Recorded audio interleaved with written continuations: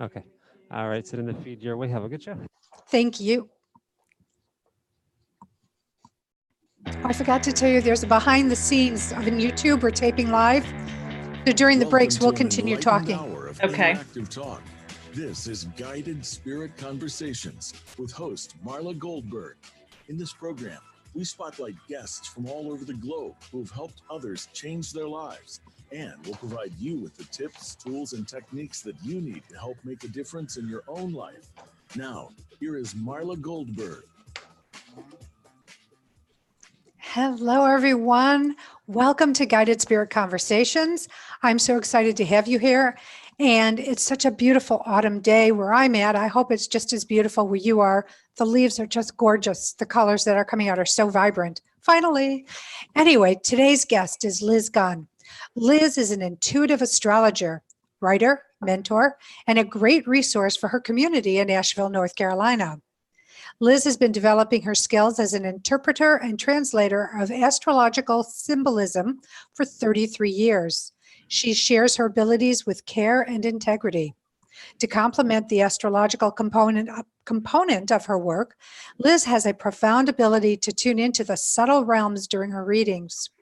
She channels insight, messages, and information that weave a cohesive storyline through all time and space, bringing relevance, expanded awareness of consciousness, and self-discovery to the current life scenarios. Welcome, Liz. Let's talk more. Hi, Marla. How are you doing? I'm very well. Thank you. Good. Well, I'm so happy to have you on the show. Yeah, me too. I know I loved our session together when we had one, and I'm looking forward to sharing this with everybody. So let's start at the beginning. Okay. How did you get involved with astrology, or what came first, the astrology or the intuitive ability? I would say definitely the astrology. I was a young seeker in Savannah, Georgia. I was 24 years old and was really beginning a spiritual journey that I didn't even know was a spiritual journey at the time. I was getting involved at the time in helping start the Adult Children of Alcoholics movement. And this was in, 1986. And part of that was connected to my personal need for meaning. And a short time later, it's as if the universe sort of dropped the next step in front of me in the form of a live person. I was invited to an astrology study group, which in Savannah was not the norm. So it was kind of out of the ordinary, and met my astrology teacher, Dorothy Turner, who was a Pisces psychic, probably in her late 60s, early 70s. And I was 24 years old and really just, I think, dropped into something that had lived within me for many, many lifetimes. And it was a natural fit. So you took on it like a duck to water? I mean, absolutely. Yeah, I fell in love with it. I just couldn't get enough to sort of inspire me to continue to learn who I was. So as you were learning astrology, how did you incorporate it into your life to help guide you?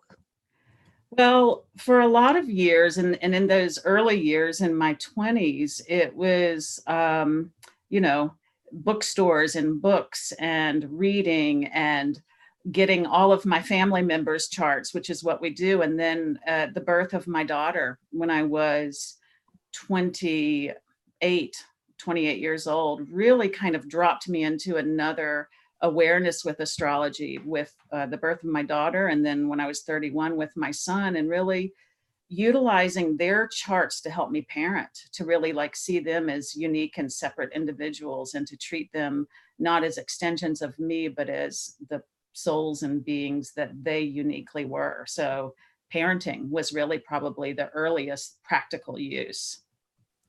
That, as you're saying that, my mind is, what a brilliant tool for new parents to be able to utilize and know your child's proclivities.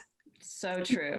Prior to, having to learn them firsthand, and how to then, like you said, parent in a stronger way.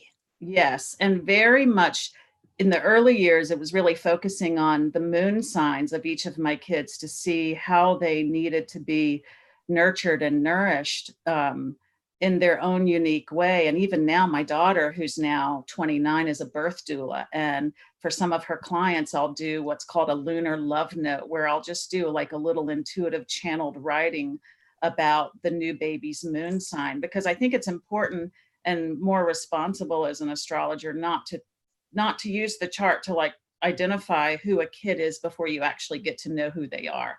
But the moon sign can give you a lot of insight onto what they need, which is really sort of the focus in the early years. That's so wonderful. I really like that. And so let's talk about the intuitive part. Sorry, tripping over myself. When did that start? When did you realize it was starting to support your readings? Well, the intuitive part in terms of like the early practical application, I feel like one of the things with astrology is because it's a language of symbolism, that it activated something in my own beingness and my own consciousness that opened me up to my psychic abilities in my early 30s. I wasn't reading professionally at all then. I mean, that took a long time. I've been the other development sort of took precedence, and so I started to have really unusual experiences starting in my early 30s with contact from spirit, visceral, visual, tangible experience. And I don't know if it went hand in hand with the study of astrology or if it would have happened anyway, but they kind of synthesized together in some way and just worked on me. So when did you decide to start becoming a professional reader? Actually, I avoided it for a very long time, and the universe kind of helped me decide in a very complex and intense transit called the Chiron return, which happens starting at late 49. I'm 57, and I started reading full-time professionally when I was 50. Now, I had been doing readings since I was in my late 30s. I owned a metaphysical store in Savannah. The universe kind of guided me to that as another way of learning. So I was definitely doing readings there, but they were more intuitive readings than they were astrology. So the universe had me in development for a long time. And I feel like a lot of it was to accept the mantle of responsibility, which comes with being a professional reader. It does. And I'm so glad that you've said that, because I think that you've gone through the steps, you've gone through the school, so to speak, Definitely. level Real by life. level. Yes. Exactly. And it seems like you've also done a lot of your own back work Totally. for yourself, because I don't know, but I've run into a number of people who are wonderful at what they do, but they haven't cleared their own closets. Yeah, that was really a lot of what I did. Consciously, sure, with, a therapy for a very, very long time. It was like ACOA, Adult Children of Alcoholics, then my spiritual teacher in the form of the astrology teacher, and then getting into therapy at age 29. And so all of that kept layering and layering and layering to understand who I was. And I'm sure to release and heal some wounds and release some things, Absolutely. the baggage. Yes. Yeah. Oh my gosh. And the age 50 transit, the Chiron return, is a recapitulation into core wounds. And a lot of that connected with, how we have doubt and insecurity about gifts. And so the way to sort of go more fully into that recapitulation was to face all my doubts about utilizing this gift in a very public way, which I have done, and in a full-time way. And so I've gotten to do a whole other level of personal work since I became a professional astrologer. Which I just think is a must need. Yes. We must all do as healers. Yes, absolutely. Because what you do does heal people. And can you explain how your sessions can help someone with their wounds or releasing? Well, because my healing path started with me becoming more aware of my own core wounds and the impact and the meaning and the gift in them. a reading, I attract people who work with me, who are working at a deep level and with big stuff, and all ages. I have probably 30% of the people who come to me are millennials at this point, but all ages up into age over 80. And so the readings really connect to using the blueprint, the astrology chart, the blueprint of the soul, to help people make meaning around current life challenges. And part of the way the intuitive piece works is I'm able to access storylines through all time. It's as if in a reading, time compresses and all time becomes now. And that's when the clairvoyance and the clairaudience gets activated. There's something about looking at the chart that activates something in me. It's like a doorway into consciousness. And people do that with just plain psychic readings. I know a gal, all she does is hold her cards. She doesn't pull any, she just holds them, but it opens up the channel. Yes. And in comes a flood of information. Yes. And people are helped in ways where I can see a visceral change in their field, because I read energy and language. And people tend to leave here feeling some inspiration and relief and articulation around their own inner knowing, because even though it's information that I'm offering, it still has to go through the filter of their own truth. I have to say, it's amazing. About 30% of millennials come to you. I mean, yes, a lot. And some of that is thanks to my 29-year-old daughter, who I should say is my marketing tagline is call my mom. So I'm grateful for that. How great is that to know that you've got, information right there from your mother. Now, did she get the intuitive gift along with you? That is definitely in development. I would wholeheartedly say yes. And your son? I would say wholeheartedly yes, in his way. He's 26, so for sure these are gifts that are in development for them. But they're both very connected to me at a very deep heart-centered level, and they're my spiritual teachers. And isn't that what we come down here for? We're not only students, but we're teachers as well. Yes. And we're here to help. And then, of course, there's that clean up our karmic stuff. We got that too. Then there's that. Then there's that, yes. And so what are the kind of clients that you love to bring to you? Oh, gosh. I really, I love everyone, truly, because even what feels like it could be difficult, there's something that, for me, the link to compassion, with connecting with people. So I love people who embrace this and say, I've used some of the practical things that we talked about and it changed my life. I get that all the time, that this changed my life. And it's not like I changed their life. It's that the collaborative, energetic combination that comes from heightened awareness and a shift in perception. So I don't know that I have a kind of client that I love the best, because I love everybody. Well, I maybe I presented it wrong, but there's a client. So, for example, I'll use me. Okay. I love when a client understands that we're in a partnership together. Yes. And we're working hand in hand. I have my job to do, which is to help them with whatever the issue is that we're dealing with on the table. But then they also have their homework to do to help them transition and shift what's going on in their life, whether it's enhancing it, doing a major shift, releasing whatever it might be.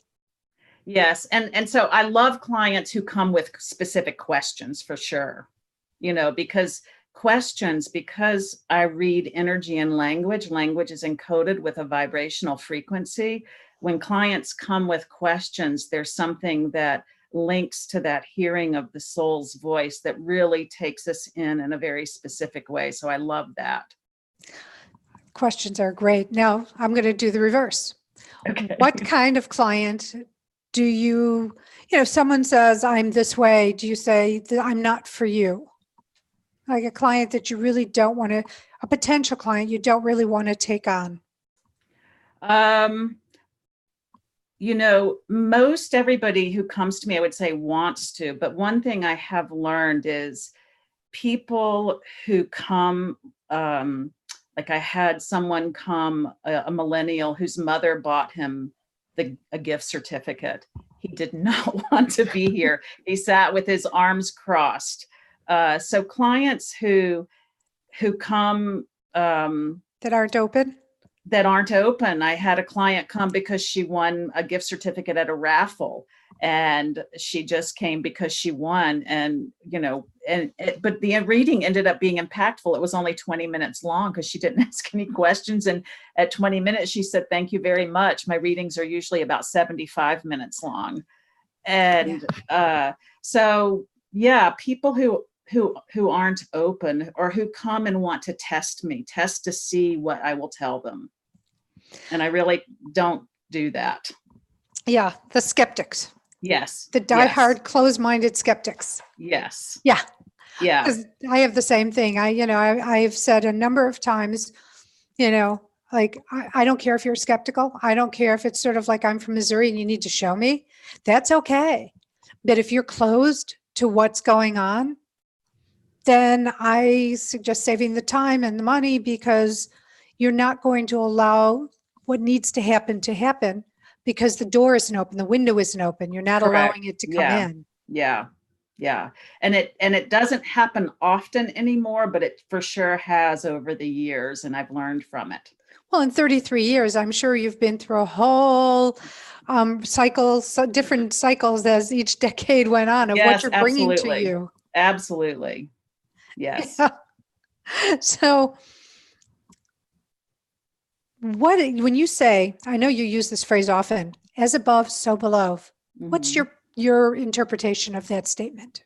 Oh gosh. I do use that a lot. And I think about it in terms of, some people might think that astrology, that the planets cause things to happen. So when I say as above, so below, it's really sort of being in this column of light that links us as an embodied expression of the archetypal energies of the planetary influences. So what the planets represent symbolically live through us in our lived experience, as above, so below.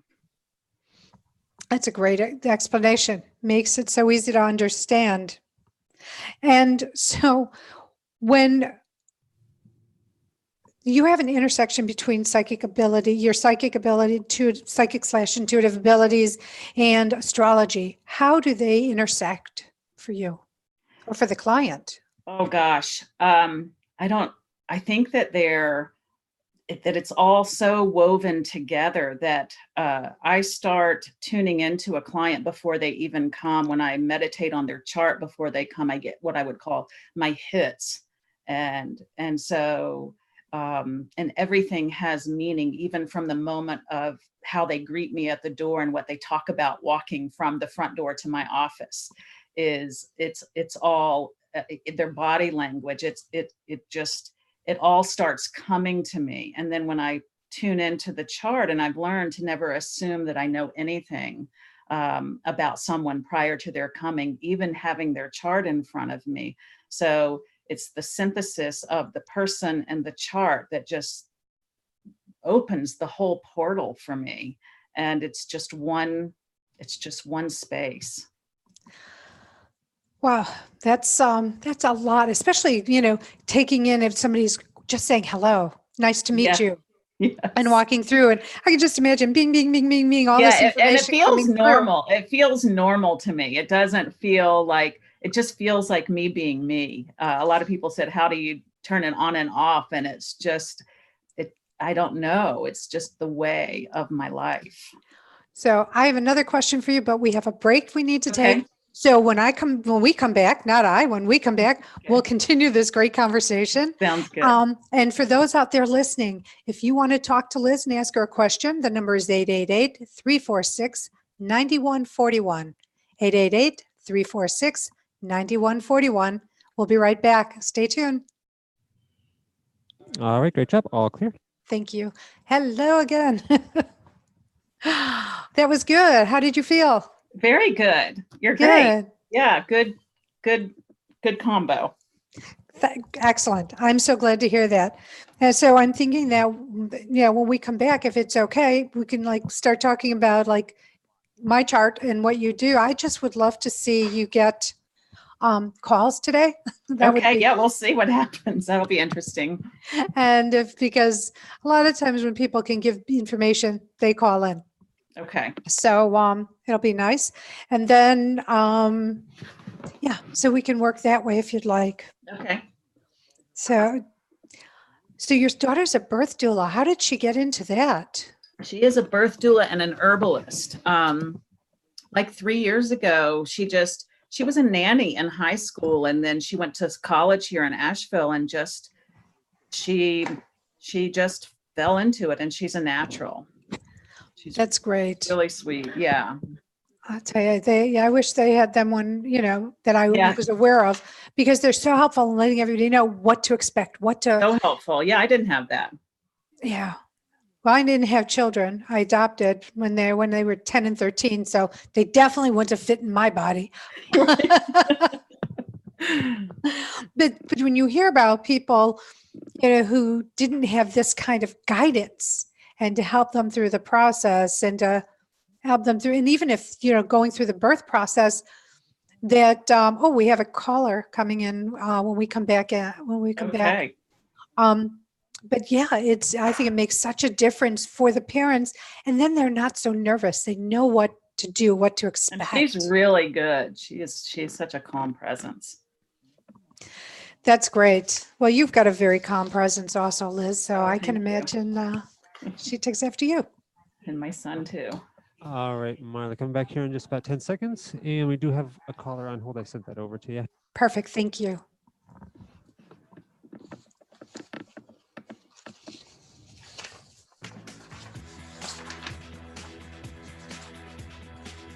You are listening to Guided Spirit Conversations. To reach Marla Goldberg or her guest today, you're invited to call in to the program at 1-888-346-9141. That's 1-888-346-9141. If you'd rather send an email, the address is guidedspiritconversations@gmail.com. Now, back to this week's program. Welcome back, everyone. Thanks for staying on with me. Today we have Liz Gunn as our guest, and Liz is an astrologer with a twist, as I'd like to say, because she has this amazing ability, clairaudient ability, that just adds an extra bit of zhuzh to the readings. And so to get in touch with Liz, you can check her out at her website, which is Liz Gunn, and that's LIZGUNN.net, or contact Liz at lizgunn22@gmail.com. And it's Gunn with 2 N's. So LIZGUNN22@gmail.com. She's on Instagram at Liz Gunn Astrology, and Facebook is Liz Gunn Astrology. So welcome back, Liz. I'm so excited to tell you we have a caller waiting for you. Kathy from Illinois. Welcome, Kathy. Hi. How are you? Hi, Marla. Hi there. How are you? Good. Good. Kathy, let me put you on with Liz. Hi, Kathy. Hi, Liz. Thanks for taking my call. Sure. What would you like to ask? Do I ask a specific question, or how do you work? Well, I mean, in this moment, it'll be very spontaneously. So I would say ask a question. Okay. Well, since I'm at work right now, I would ask about my work situation and my, how things are going to go for me in the next year. Oh, wow. Okay. So what is your birthday? May 26th. And how old are you? I am 63. 63. 1950. Yeah. So you're asking a very specific psychic question. And so here's what I typically do when people are asking a question like that. Of course, I would have your chart up, but when you say, how are things going to go? My first thought is, well, how do you want them to go? And so what specifically, if you could be just a little bit more specific? Well, I'm kind of in the midst of redirecting or specializing in my business in a little different way. I'm a portrait photographer, so working more in the arts of painting, like portraits and painting, and moving my business more in that direction. So when you are you at so a general question is, how do you is my business going to go? You're a Gemini? I'm a Gemini. Do you know your moon or your rising sign? Oh God, I know what, I'm not sure. I've had my. Okay, so I'm just going to hear. I'm going to tell you what I'm hearing. I'm hearing, and I'm hearing the word "take a risk." Hearing the phrase "take a risk." And so, if you were sitting in front of me, we would explore that thread, what take a risk looks like. But for the purpose of this call and the sort of shortness of the question, sure, I would just ask you to sit with that phrase, take a risk, because one of the biggest keys that are coming in for 2020 is how we're all being asked to move out of our conditioning, to move out of habituated ways of being, and particularly anything that is fear-based. So take a risk would also include sitting with what you are afraid of with regards to either expanding, growing, or bringing more of your version of creativity to what you do. Does that make sense? Mm-hmm. Yeah, absolutely. Yes. And so that would probably be the key thing, is the combination of risk taking, which would require you to be present with the fear that comes up, the discomfort that comes up with kind of moving over a certain threshold, which is to leave behind. It's kind of like, I would just call it like living all out. Like where I'm at right now is just feeling like life is so short that I want to see what it feels like to live within a quality of liberation for myself.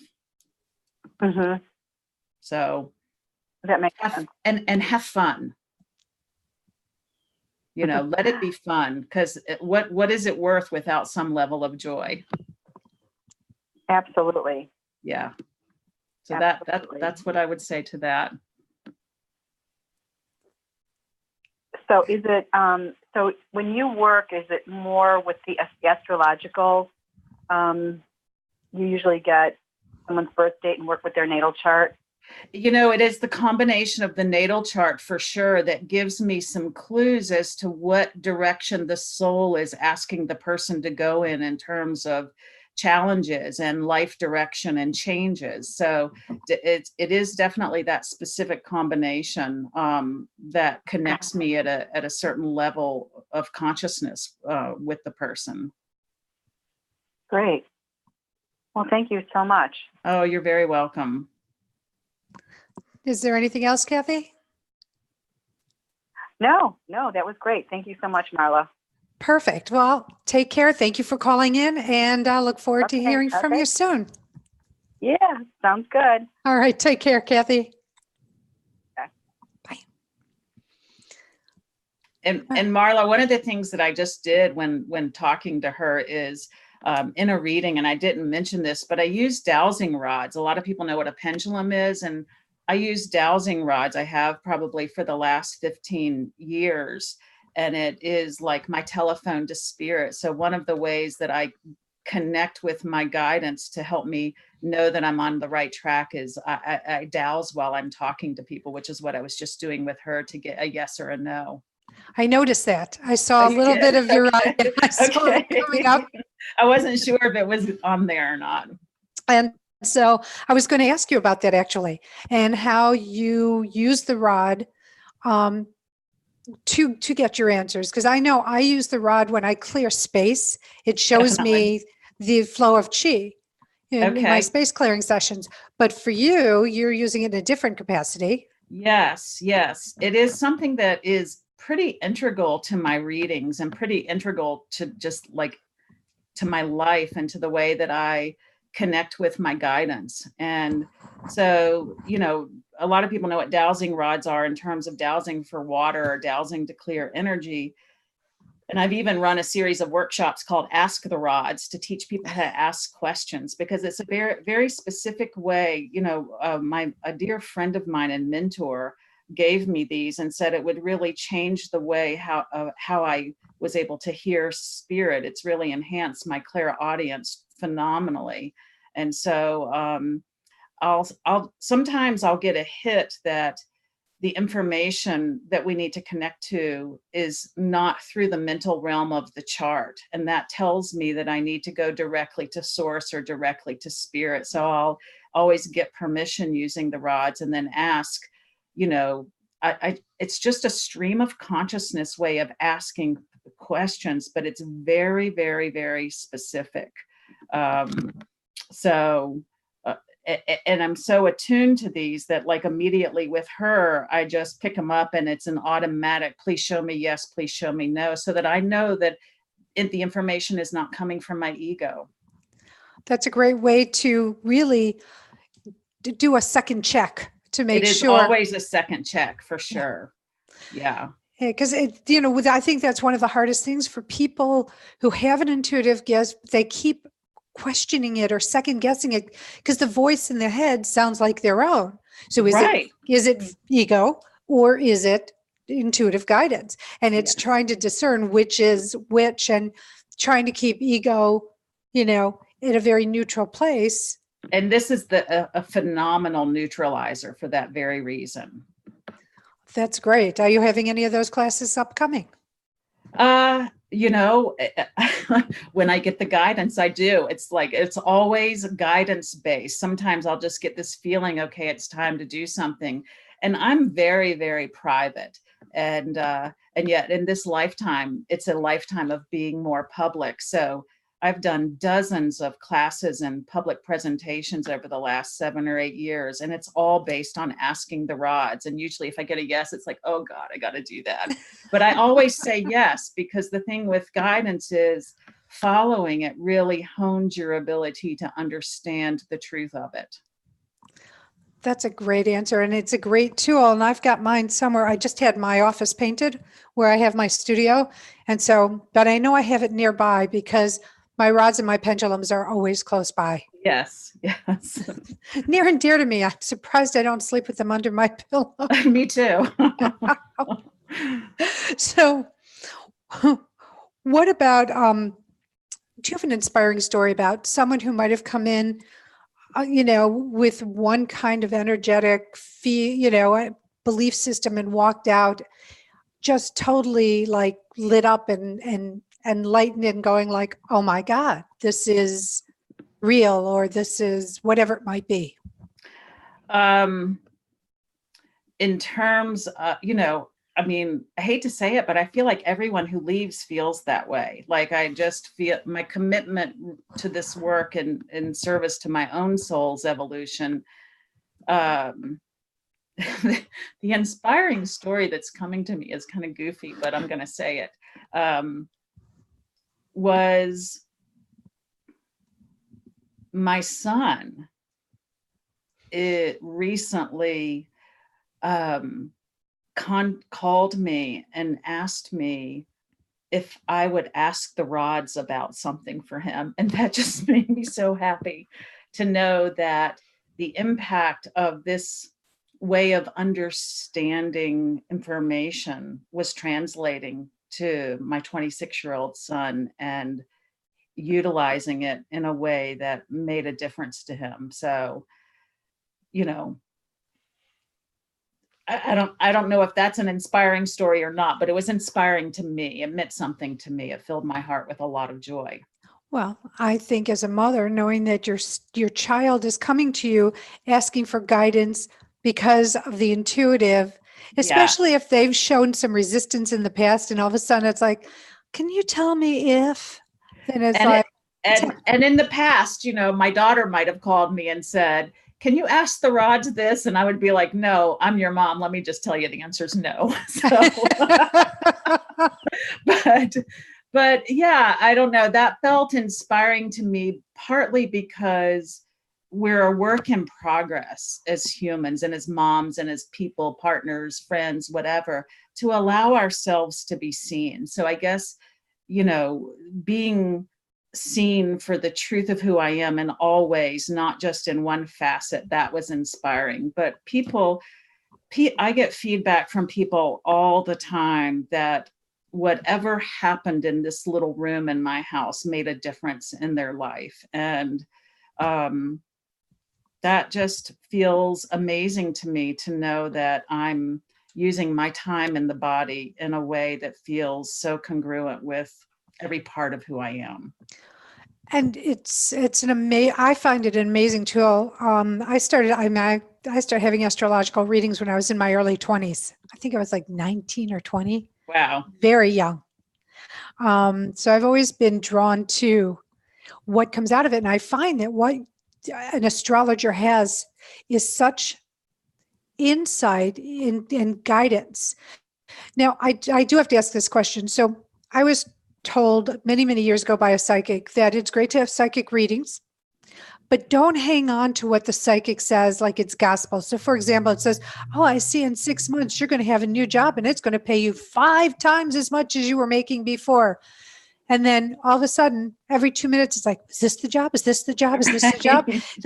Like my perception is like grabbing onto running water, right? You're going to lose the ability to manifest it. Does that work the same way with an astrological reading? Like if you tell them give them some guidance that might be, you know, you see coming up in the future, and then everything is focused on that one thing you might have said, opposed to the whole big 75 minutes of information. Right. Can that change the outcome?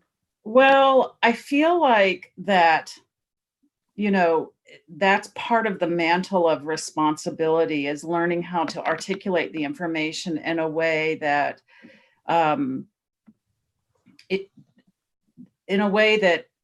puts the power of the application of it into the client's hand. And so I'm very careful with specifics of this is going to happen or that's going to happen. Although people come to me all the time and say, you told me this and it came true. And I'm like, I did? Like, I don't even remember.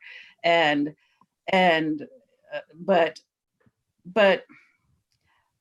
I feel like it's really in how I would language things and not feel like the power of any information. So I speak more in archetypal themes and what does your soul want? And during the reading, I get affirmation and ask if I'm on the right track.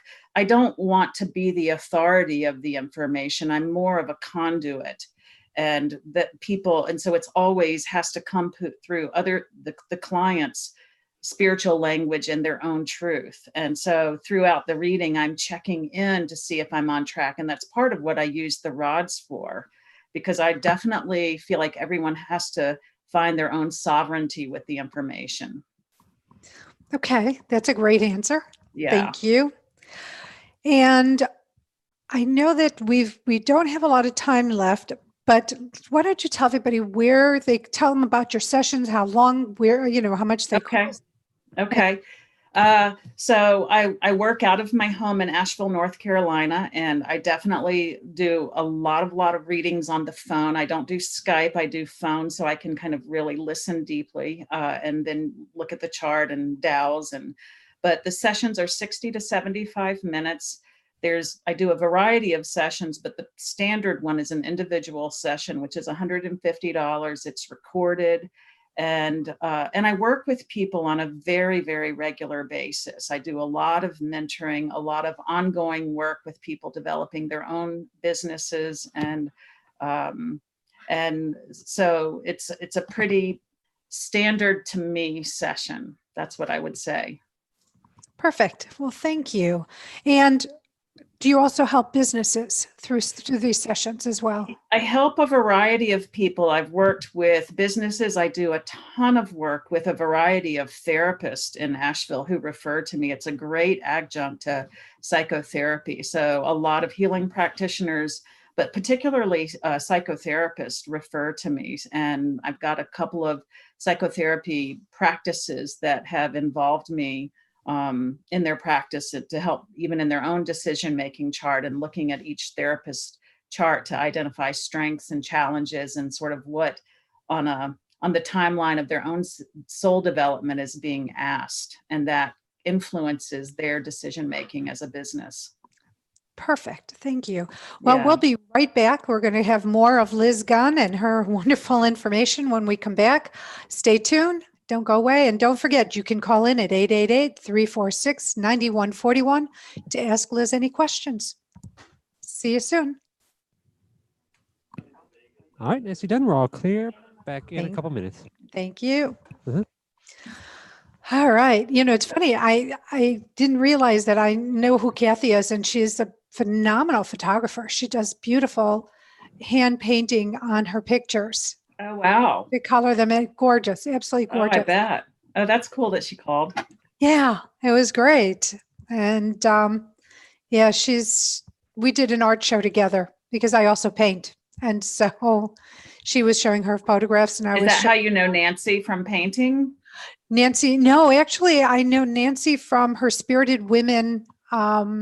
She has this Spirited Woman business. I saw And that. yeah, and so I've been on for my books and for my person. You know, Okay. I've been on 3 of them, and you know, it's nice. It's I like Nancy. She's a nice gal. Yeah, she is. So, and she's a sharp cookie too. Yes.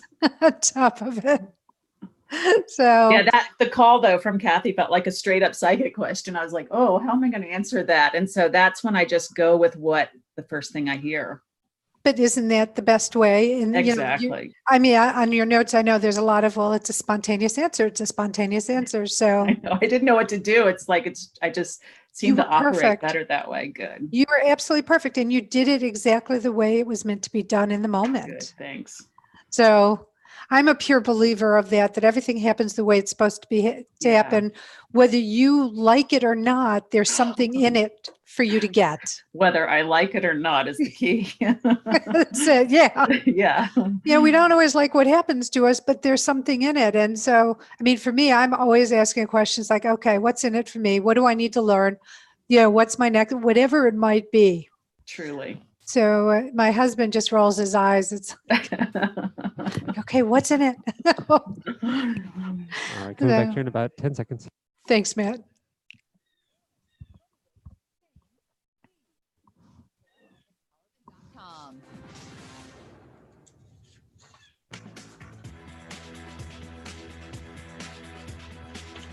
You're listening to Guided Spirit Conversations. To reach Marla Goldberg or her guest today, you're invited to call in to the program at 1-888-346-9141. That's 1-888-346-9141. If you'd rather send an email, the address is guidedspiritconversations@gmail.com. Now, back to this week's program. Hello, everyone. I'm so happy you're back with us. I'm here with Liz Gunn, and Liz is an astrologer with a twist, because Liz is also an intuitive/psychic, which adds an extra level of layers to her sessions. And you can reach Liz at Liz Gunn, and the Gunn is with 2 N's. So lizgunn22@gmail.com. You can check out her website at lizgunn.net. Again, 2 N's. Instagram is at Liz Gunn Astrology, and Facebook is Liz Gunn Astrology. And right now we're going to, as I'm welcoming Liz back, we're also going to do our charity shout out. So welcome back, Liz. Thank you. And your charity of choice is ourvoicenc.org.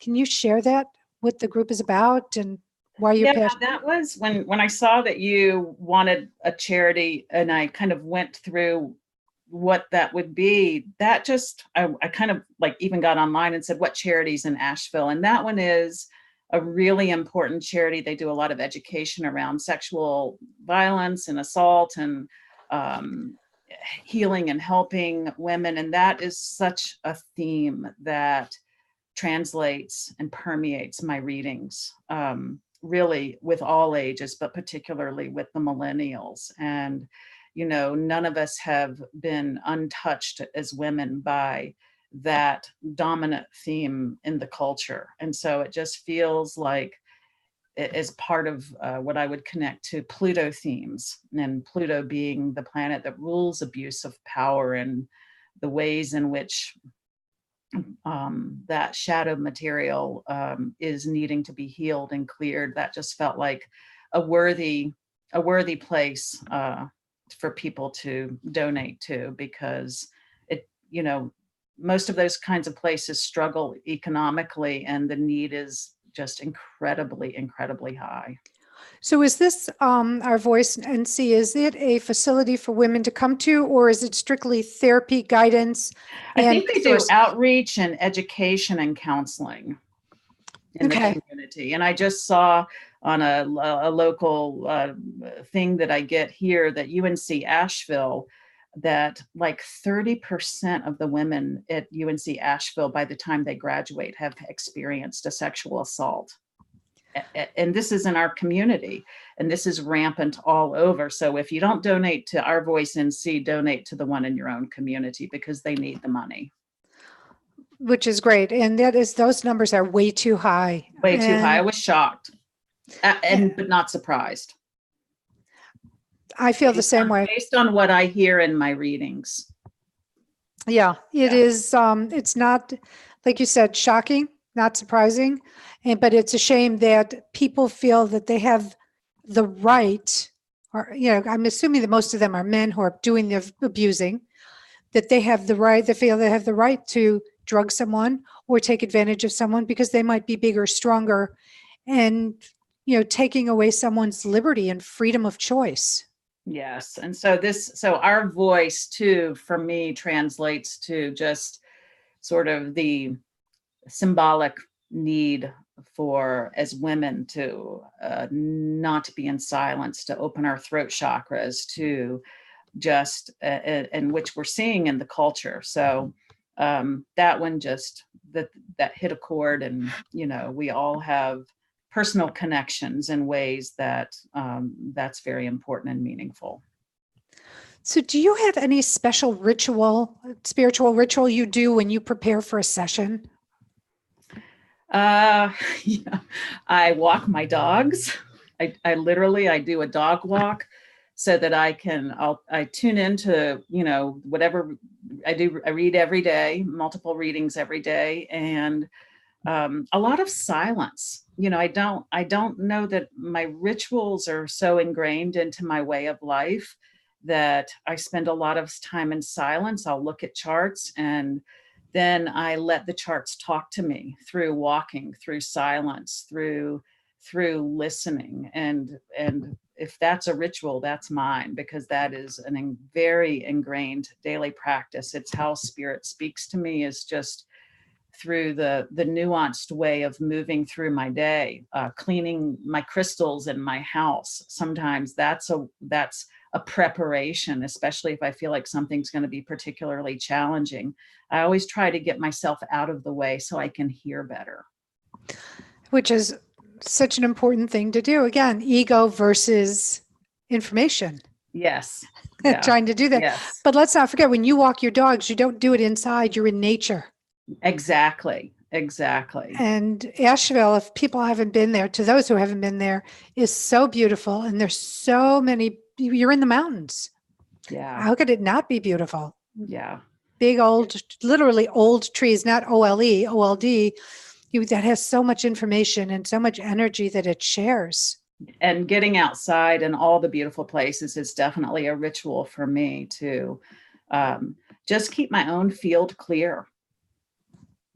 And which is so important to Yeah. have happen. And so do you have a message about the importance of healing that you could share with everyone? It's worth it. Number one, it's worth it. It's not always fun, rarely fun.